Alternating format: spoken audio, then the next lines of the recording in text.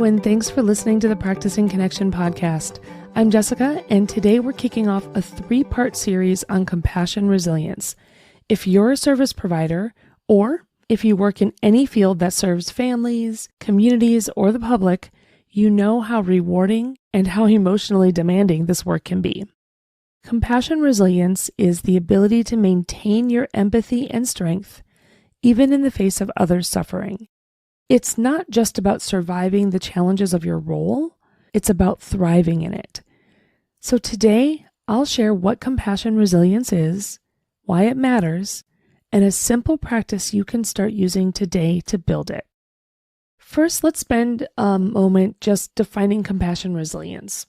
It's the ability to consistently care deeply for others while also protecting your own well-being. It's not about becoming numb or detached. It's about finding ways to stay connected to your empathy without letting it drain you. For service providers, compassion resilience is especially important. You're often working with families navigating complex challenges. It's easy to absorb their stress and their emotions, which can lead to compassion fatigue. And recognizing compassion fatigue can sometimes be difficult until you're right in the thick of it. I attended a training on compassion resilience a few years ago from Rogers Behavioral Health that used a chart of cats with cats of all things with different looks on their faces to represent the compassion fatigue cycle.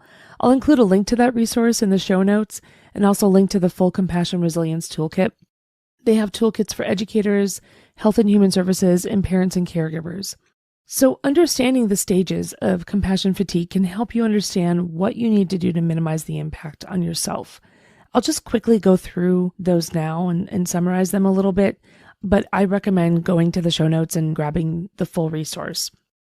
So the first stage is the zealot or idealist. This is where you are committed, you're excited about the work you're doing, you're ready to problem solve and put in extra hours, you volunteer. Someone says, hey, I need something. You're like, I'll do it. You're excited about the work, right?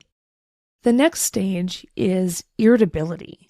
You start to notice the imperfections of the systems you're working with and the imperfections of the people that you're working with.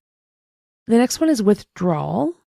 This is where you're now unable to kind of navigate and embrace the complexity of the issues that you are dealing with through your clients, through your work.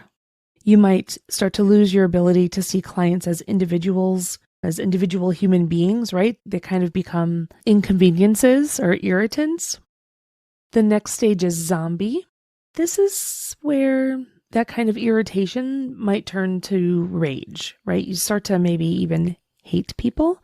It's very strong languages. These are very strong feelings. You might even hate your coworkers, and people just start to look incompetent or ignorant, and you might not be engaging in things that you used to find fun or humorous. Those things are just starting to not be as present in your life. And it might feel like you can never do enough. And then the last stage is renewal versus pathology. So you might come to a fork in the road where you either continue deeper into your compassion fatigue and maybe come to the point where it feels like you want to leave your profession. Or you may have changed positions and repeated the same cycle. The other fork in the road is taking a turn toward renewal, resiliency, and transformation.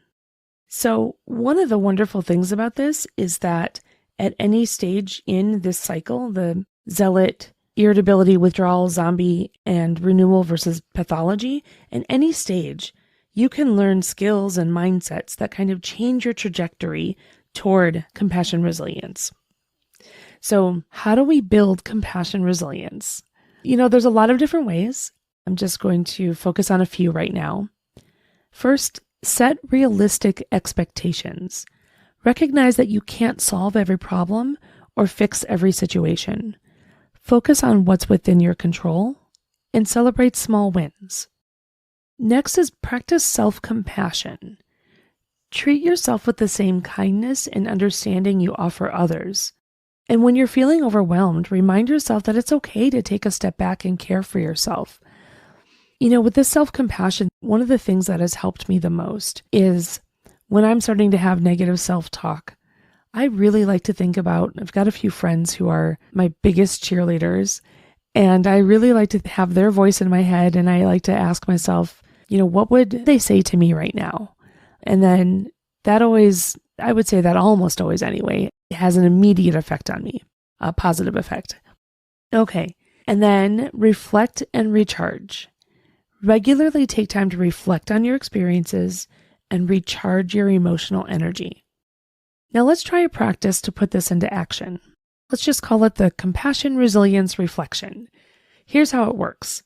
At the end of your workday, take 5 minutes, just 5 minutes, to reflect on 3 questions. First, what went well today? I like to call this my good job list. Instead of a task list, I write down a good job list. But however you want to answer this is fine with you. So the first is what went well today.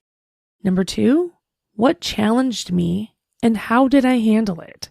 And I would add to that, what did I learn about how I handled it? What did I learn from how I can handle this again in the future?